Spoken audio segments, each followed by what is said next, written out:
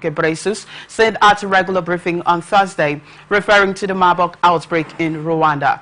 Rwandan Health Minister Sabin Nsanzimana said Thursday that the clinical trials for vaccination will start within days, but failed to clarify which type of vaccine will be used. He told journalists at an African Centers for Disease Control and Prevention briefing that Rwanda is screening everyone who presents fever, head and body ache symptoms, and has so far tested 2,000 people, with 5,000 more test kits expected to arrive in the country. Rwandans have been urged to avoid physical contact to hook up the spread. At least 78 people died when an overcrowded boat capsized on Lake Kivu in eastern Congo on Thursday, a local governor said. A frantic search and rescue operation was underway hours later as many remained unaccounted for from the vessel, believed to have had 278 people on board. Jean-Jacques Peruzzi, the governor of the South Kivu province, said the death toll was provisional and that the number of fatalities could rise further. He said that according to the information that local authorities had, there were 278 people on board. It was the latest deadly boat accident in the Central African country, where overcrowding of vessels is often to blame. Maritime not followed. Congolese officials have often warned against overloading and vowed to punish those violating safety measures for water transportation. But in remote areas where most passengers come from, many are unable to afford public transport for the few available roads. Witnesses of the Thursday tragedy say the boat was visibly overcrowded. The survivors, about 10 of them, were taken to Keishero Hospital for treatment. One of them, Nima Chimanga, said she was still in shock.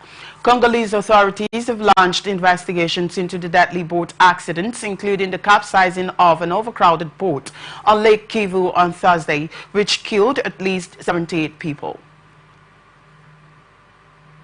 Rescuers searched on Thursday for dozens of migrants from Africa still missing after smugglers apparently forced them out of two boats in the Red Sea off the coast of Djibouti earlier this week.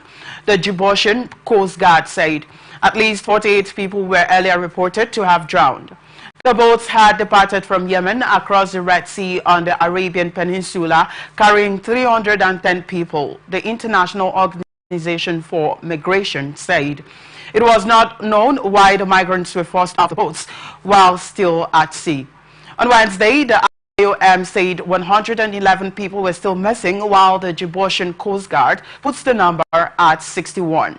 One woman drowned, but her 4-month-old infant survived, along with 98 others from the first boat, said the UN agency, which was assisting search and rescue efforts. Thousands of migrants from African, Middle East and South Asian countries seeking a better life in Europe attempt irregular migration every year. Smugglers pack vessels full of desperate people willing to risk their lives to reach continental Europe. Over the past years, the war has become mostly stalemated along established front lines, while efforts to find a negotiated solution have stalled. British government agreed on Thursday to hand sovereignty of the long-contested Chagos Island, an archipelago of more than 60 islands in the Indian Ocean, to Mauritius in a deal to secure the future of a strategically important UK to US military base. British Foreign Secretary David Lammy said the agreement will secure the future of the base at Diego Garcia, the largest in the chain of remote islands off the tip of India that has been under British control for over 50 years.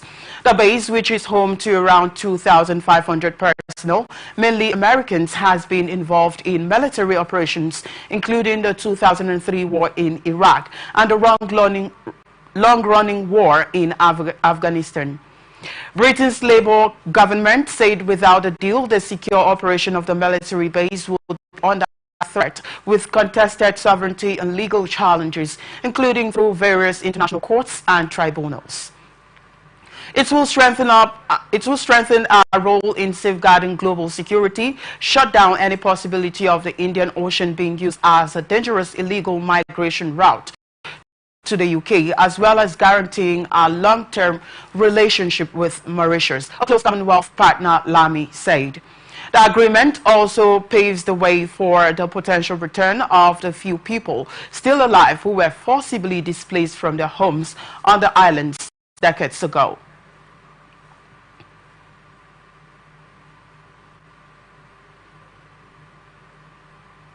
With his major opponents imprisoned or left off the ballots, Tunisian President Kais Saied faces few obstacles to winning re-election on Sunday, 5 years after riding anti-establishment backlash to her first term.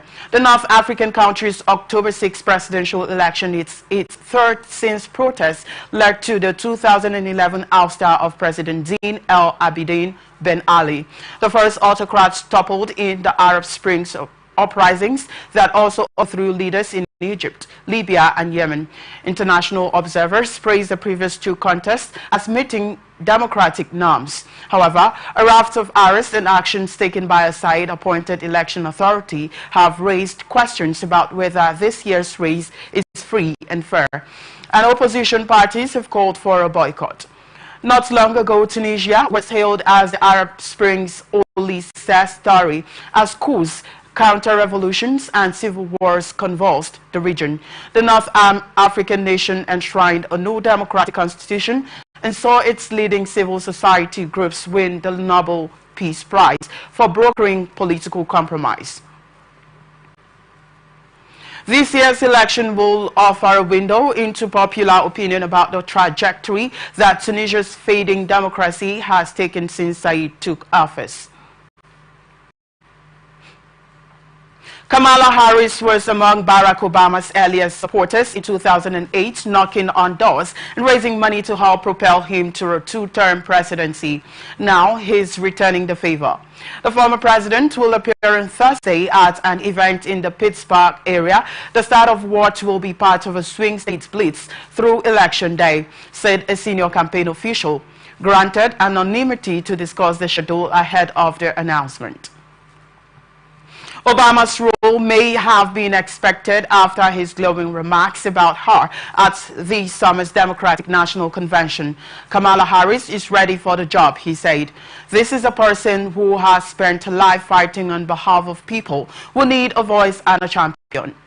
Kamala wasn't born into privilege. She had to work for what she's got, and she actually cares about what other people are going through. Obama joins a string of both high-profile politicians and celebrities jumping for Harris. As Harris hits the trail on Thursday with Republican Rep. Liz Cheney, her campaign announced that actress Jennifer Garner would campaign for Harris in Arizona.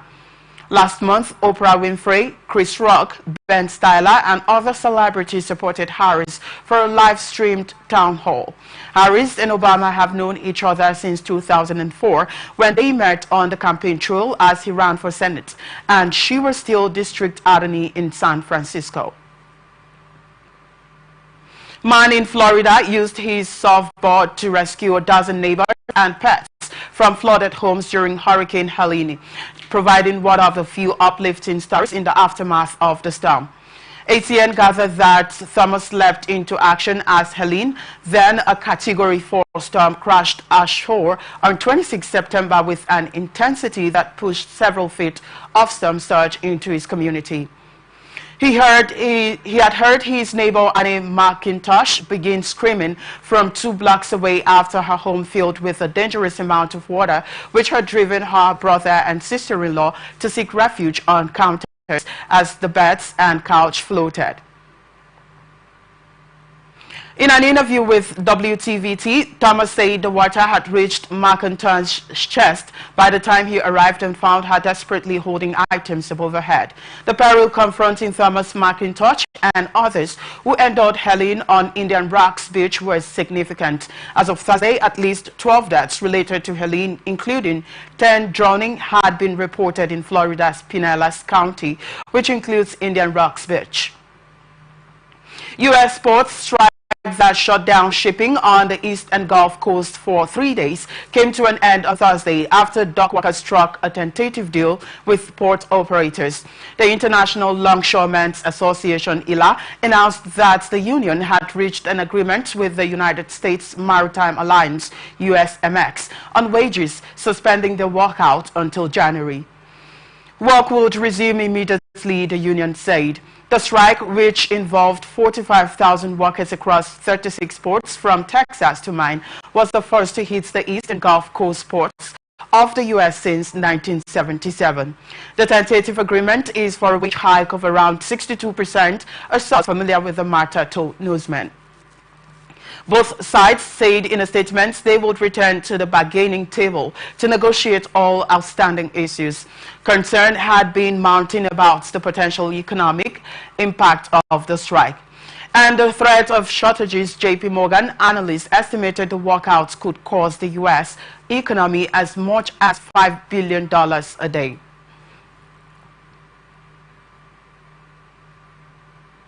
Hair and makeup artist has accused the country's Garth Brooks of sexual assault and battery in a civil lawsuit filed in Los Angeles. Claims the musician has strongly denied.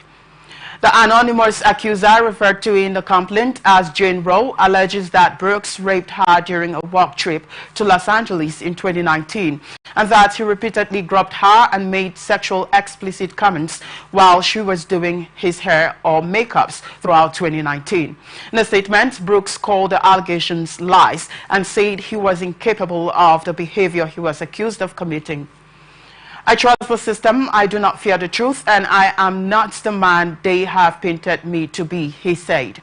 Roe, the accuser in the case, is represented in the case by Douglas Wigdaw, an attorney known as a leading #MeToo lawyer who previously represented women who accused Harvey Weinstein, Bill O'Reilly, and Joe Biden of sexual misconduct.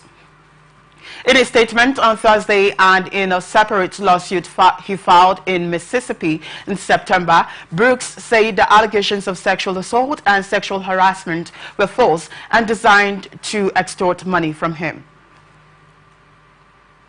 Hundreds of thousands of Argentine students protested in the streets on Wednesday against sharp spending cuts at public universities by President Javier Milei's libertarian government. ATN gathered that the protests were organized after the administration threatened to veto a law Congress passed weeks ago to guarantee university funding, as Argentina faces an economic crisis with annual inflation close to 240% and over half of its population in poverty. The government has a systematic, methodical and gradual plan to destroy public education, Ricardo Gelpi, head of the University of Buenos Aires, said in a statement.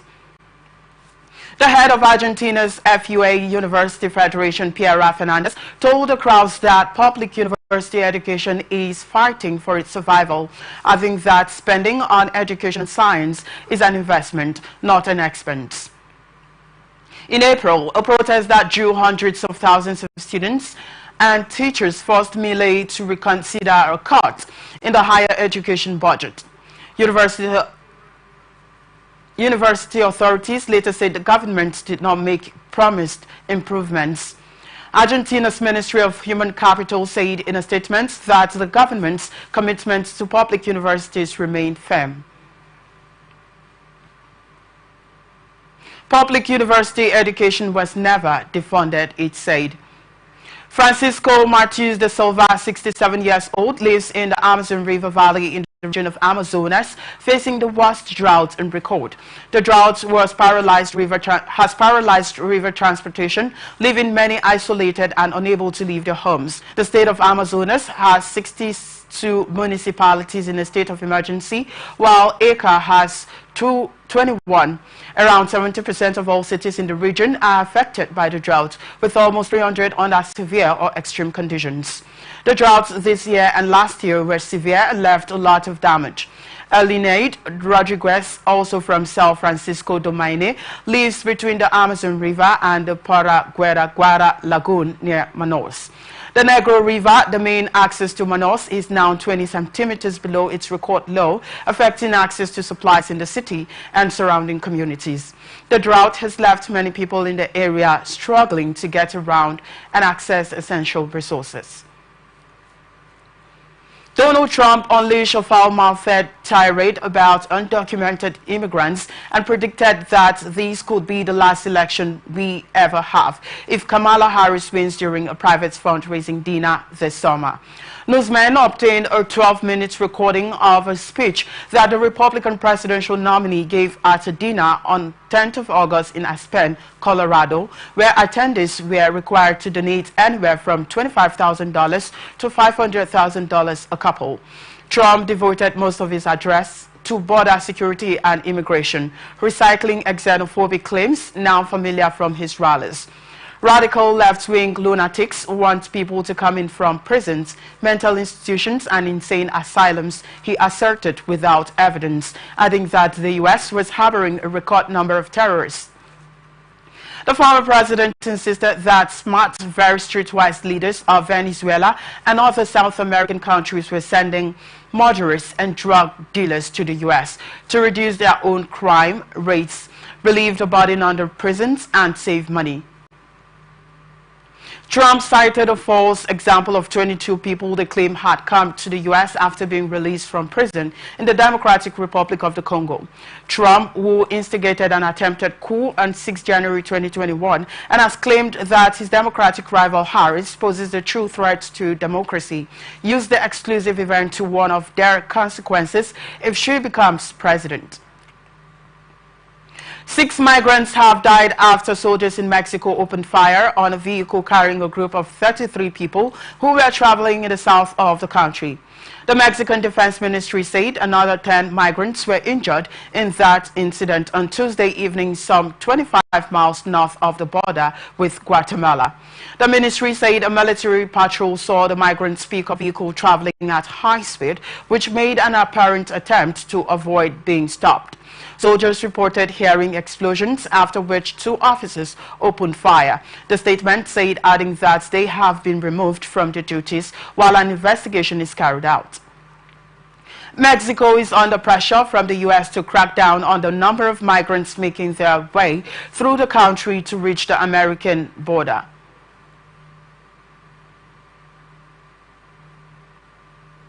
The driver attempted to escape but lost control of the vehicle. 4 people died at the scene, while 2 of the 12 wounded died in hospital. The remaining 17 passengers were handed over to immigration authorities. The Defense Ministry has informed federal prosecutors and a military tribunal will investigate the issue. The ministry is committed to adhering to the rule of law and zero impunity policy and is ready to assist civil authorities in revealing the facts. Federal authorities have charged 68 members of a Californian-based white supremacist street gang with crimes in an attempt to dismantle the organization. At least 42 members of the San Fernando Valley Peckerwoods gang, based in Los Angeles County, have been arrested in a 76-count indictment. Charges include racketeering, drug trafficking, illegal firearm possession, fraudulent COVID-19 benefits, and loan fraud. The gang is accused of taking orders from the Aryan Brotherhood, a neo-Nazi gang in California's prisons, and having an alliance with the Mexican Mafia prison gang. The Peckerwoods are accused of trafficking fentanyl and other drugs in the area, as well as committing robberies and financial fraud to fund their activities and help the Aryan Brotherhood, said U.S. Attorney General Merrick Garland on Wednesday. Members used iconography and tattoos, including that of swastikas, the symbol 88, which is code for Hail Hitler, and images of Nazi aircraft to denote their ideology. The Justice Department says federal prosecutors say the group primarily trafficked narcotics that include fentanyl, heroin, and methamphetamine. Members in the Hollywood area are accused of maintaining so-called stash houses where drugs were stored. Several members are also facing charges of allegedly submitting false applications for the Payment Protection program. A COVID-19 initiative that offered loans, many of which were forgivable, to keep small businesses afloat. The Justice Department says the defendants face a maximum sentence of life in prison if convicted.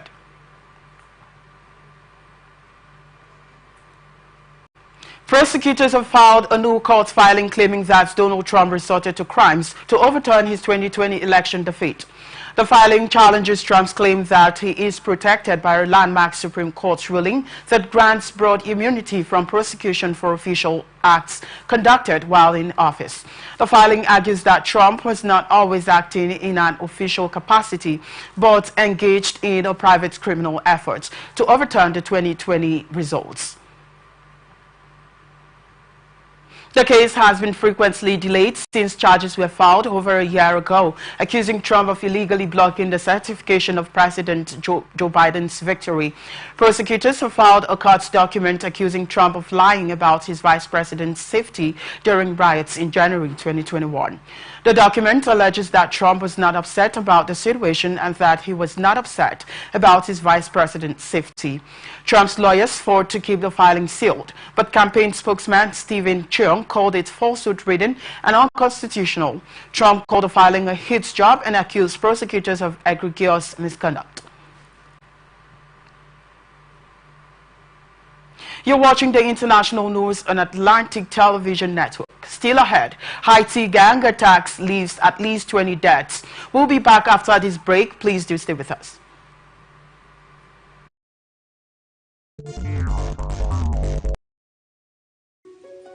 The people of Maiduguri need your help.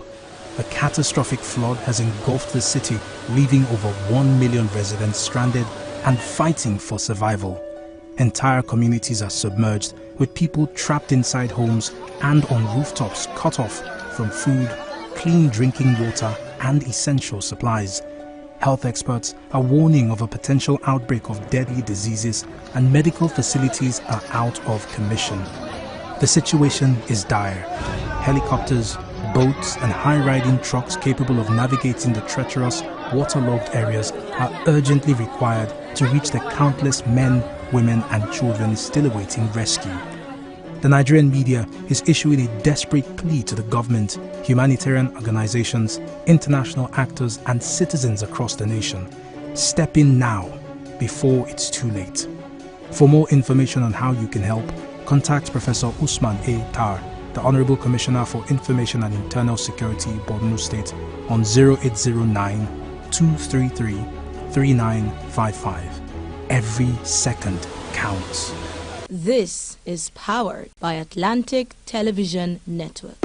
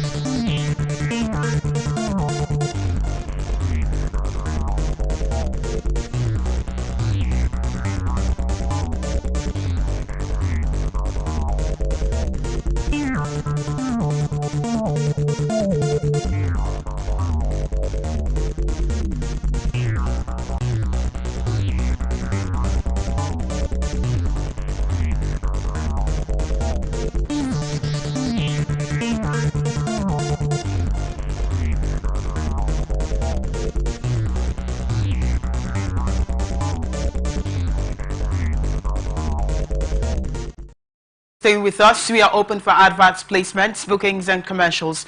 You can connect with us and watch us on ATN Socials, Facebook and YouTube at Atlantic Television Network, Instagram and TikTok at Atlantic TV Network 1, X, formerly Twitter, at Atlantic TV Net. Watch us live on our website, atlanticnetwork.tv. And now to the rest of our stories. At least 20 people, including children, have been killed after an armed gang attack a small town in Haiti. Another 50 were wounded as Grand Grief gang members rampaged through Point Sonde in the central Artibonite region, about 71 kilometers northwest of the capital Port-au-Prince. Video footage shows groups of people fleeing the violence on motorbikes and on foot. A government prosecutors described the attack as a massacre. ATN learned that armed gangs have taken control of large parts of Haiti, and a UN-backed policing mission led by officers from Kenya began in June in an attempt to wrestle back control. The exact number of dead from the attack is not clear. Local media reported that more than 50 had been killed, while a Haitian human rights group put the figure at 20 or more, according to report.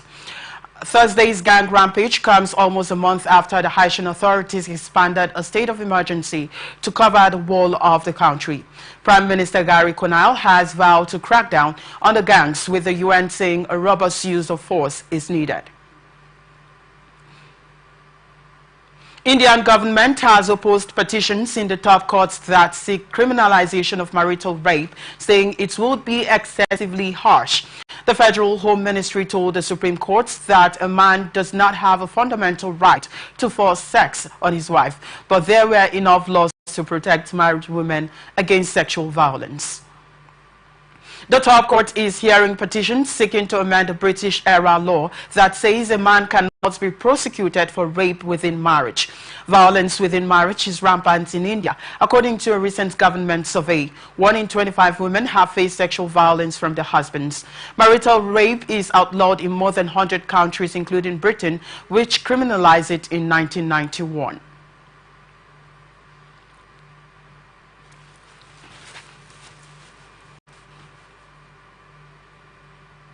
But India remains among the 3 dozen countries, along with Pakistan, Afghanistan and Saudi Arabia, where the law remains on the statute books. United Nations Human Rights Watch and Amnesty International have also raised concerns about India's refusal to criminalize marital rape. But the Indian government, religious groups and men's rights activists have opposed any plans to amend the law, saying consent for sex is implied in marriage and that a wife cannot retract it later.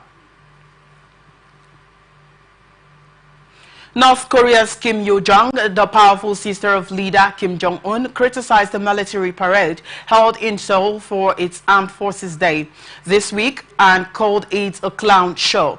In a statement carried by state media KCNA on Thursday, she also downplayed South Korea's military capabilities put on display during the parade, as well as criticizing the deployment of a U.S. B-1B bomber during Tuesday's parade.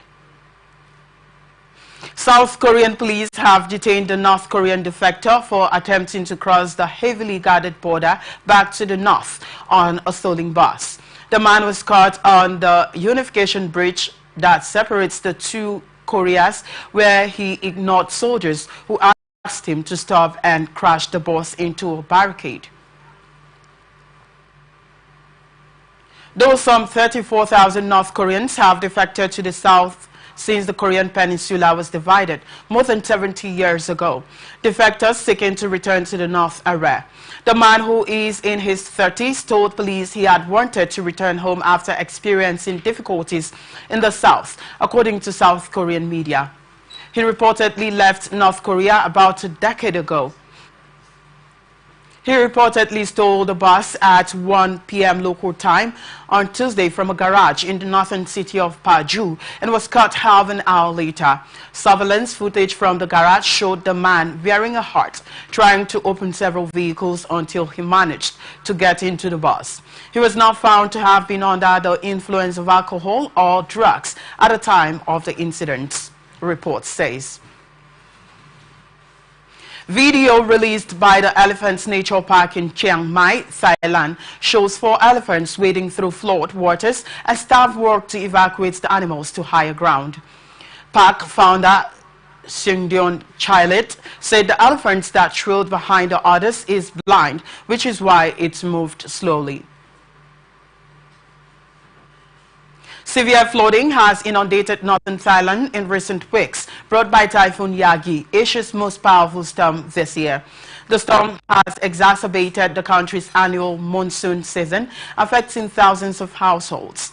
The floods swept through the elephant sanctuary on 3rd October after heavy downpours in upstream areas caused the Mae Ting River to rapidly rise. Staff told newsmen on Friday that sanctuary has 126 elephants. 9 of them are stuck on the far side of the park, but all are safe. Fire at a hospital in southern Taiwan killed at least 9 people on Thursday as the island was being battered by a typhoon. The fire occurred in Pingtung County, which has been hit hard by Typhoon Krathon, which made landfall in the afternoon with torrential rains and heavy winds, and has brought parts of the island to a standstill. Those who died inhaled smoke from the fire, the source of which was still under investigation. Soldiers from a nearby base were mobilized to aid medical workers and firefighters in the evacuation of patients and putting out the flames. Reports said 179 patients were rushed to the front entrance and transferred to ambulances or taps used to shield them from the pouring rain. They were moved to shelters nearby. Krathon made landfall in the major port city of Kaohsiung, packing winds of 126 km per hour with higher gusts, according to Taiwan's weather authorities. The slow-moving typhoon has doused eastern and southern parts of the island over the past 5 days, forcing thousands to evacuate from mountainous or low-lying areas. The Weather Administration has Kaohsiung and Pingtung County residents to not go outside when the eye of the storm passes above their area. Flooding and high winds have caused considerable damage to industries from fishing to chemicals, while cutting off transportation routes and electrical networks. Taiwan has made considerable progress in fireproofing public facilities in recent years by banning smoking and boosting implementation of building regulations. Taiwan's government said on Thursday that 2 Chinese nationals had been deported after they harassed a protest held by Hong Kong exiles in Taipei on China's National Day. Democratically governed Taiwan, which Beijing claims as its own territory, is home to a large Hong Kong community who have left the city following the imposition of tough new national security laws after wider-scale anti-government protests. The Hong Kong Outlanders group said that on October 1st, China's National Day, they had arranged a small protest in central Taipei's fashionable Ximen shopping district when they were verbally harassed and pushed around by a group of Chinese people. The police then intervened, the group added. Taiwan's Mainland Affairs Council said that the 2 Chinese nationals who were involved in the incident, who were meant to be in Taiwan visiting relatives, had had their entry permits revoked and been reported. The government will take immediate and strict action against any mainland Chinese who come to Taiwan and engage in illegal or irregular behavior that endangers their national security and social stability, it said in a statement. China's Taiwan Affairs Office did not immediately respond to requests for comment. China is in the middle of its week-long national holiday. There have been similar incidents in Taiwan before Hong Kong singer and activist Dennis Ho was attacked in 2019 by a masked man who threw red paint at her at a rally in Taiwan held in support of anti-government protests in Hong Kong. Dozens of tigers and lions in captivity died in the past month in southern Vietnam, with tests showing they were positive for bird flu. Health Ministry and state media said on Thursday. 2 samples taken from dead tigers at Mango Garden Resort in Dong Nai province have tested positive for the N5N1 one strain of bird flu, the Ministry of Health said in a statement. 20 tigers have died at the resort since early last month. The spread of highly pathogenic avian influenza, commonly known as bird flu, to mammals including cows, dogs, cats, and even dolphins worldwide have raised concerns about potential human-to-human transmission. In neighboring Long An province, 27 tigers and 3 lions died from bird flu at My Queen Safari from September 6th to 18th, state media also reported, citing provincial agricultural authorities. The tigers at Mango Garden Resort had been fed chicken before they died. Fan Van Phuc, an official of Dong Nai province's Center for Disease Control, said in the Health Ministry statement. It's likely that the tigers had been infected from sick chicken, and the authorities are tracking the sources of the chicken to determine the cause. The statement quoted FAN as saying on its website, the World Health Organization warns against consuming raw or incompletely cooked meats and eggs from regions experiencing avian influenza outbreaks due to the high risks of infection. Boris Johnson has called for a referendum on Britain's membership of the European Convention on Human Rights, a move likely to increase pressure on those vying for the Conservative leadership to follow suit. The former Prime Minister told newsmen that there was a strong case for a vote on the European Convention on Human Rights, which some Tories blame for hampering their efforts to deport asylum seekers to Rwanda. Johnson, who is promoting his memoir, remains popular in many Conservative members who will soon vote for the next party leader, Robert Jenrick. A front-runner is the only candidate to promise to take Britain out of the European Convention on Human Rights. The former Prime Minister is also under pressure to explain his role in the deal ceding control of the Chagos Islands to Mauritius. The agreement was announced on Thursday by the Prime Minister, Keir Starmer, but Labour sources have pointed out that negotiations began under the previous Conservative government. Johnson will be interviewed on Friday night by ITV's Ton Brandy after a similar interview on BBC was called after the interviewer Laura Kunzberg mistakenly emailed Johnson her briefing notes. The British government has chartered a limited number of flights to support its citizens to leave Lebanon, it said on Thursday, repeating its advice for them to leave the country immediately. More than 150 British nationals and dependents left Beirut on a government's chartered flight on Wednesday. The statement said, to meet the demand for the charter flight on Wednesday, additional flights will depart from Beirut Rafik Hariri International Airport from Thursday. The flights will continue for as long as the security situation allows, it added. Fresh Israeli airstrikes in Beirut has targeted Hashim Safieddine, a potential successor to the late Hezbollah chief Hassan Nasrallah. Newsman reports that Safieddine is one of the possible successors of late Nasrallah, who was killed in an Israeli strike last week. The report said it wasn't clear if the strike killed Safieddine. A fresh Israeli airstrike in Beirut has targeted Hashim Safieddine, a potential successor to the late Hezbollah chief. Newsman reports that Safieddine is one of the possible successors of late Nasrallah, who was killed in an Israeli strike last week. The report said it was unclear if the strike killed Safieddine. This is even as nearly 24 projectiles were identified crossing into Israeli territory from Lebanon after sirens sounded in Haifa and the Galilee region. However, Israel Defense Forces stated that about 20 projectiles were detected in the Haifa Bay and Western Galilee areas. IDF said that most of the projectiles were intercepted, with the rest falling in open areas. Russian forces launched a major drone attack overnight on 15 Ukrainian regions, causing damage to energy infrastructure and residential buildings, authorities said on Thursday. The Ukrainian Air Force said it had shot down 78 of 105 Russian drones during the assault, with 23 more likely impacted by active electronic jamming. The drones damaged power lines and substations equipment in the Kyiv, Odessa and Ivano-Frankivsk region in the past 24 hours, Ukraine's energy ministry said on the Telegram messaging app. The attacks caused temporary disruption of railway services in the southern Odessa region, as well as power cuts for households. It said Odessa region Governor Ole Kipa said power had been restored to more than 3,000 consumers in its region following the overnight attack, though a further 2,000 people remained without power. Authorities say they had downed around 15 drones over Kyiv and its surroundings during an air alert that lasted over 5 hours. The central Ukrainian regions of Poltava, Cherkasy and Kirovohrad all reported minor damage to property.